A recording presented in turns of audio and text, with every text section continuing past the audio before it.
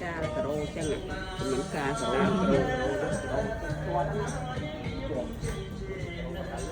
Nọ u này coi có nọ. Đã prot cho lời. Nè u nè. Ấy.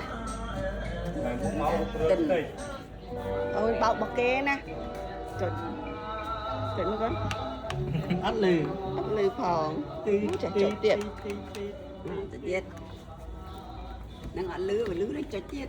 Mà lỡ mà hồ à. Để như là cá và rô đôi cho tiệt muốn nó nghe nó nói.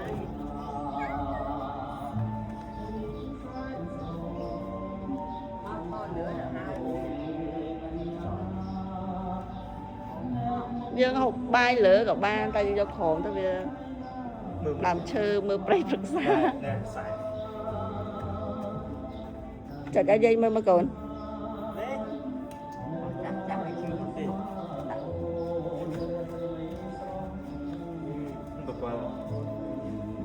đế con đế cá đi một đai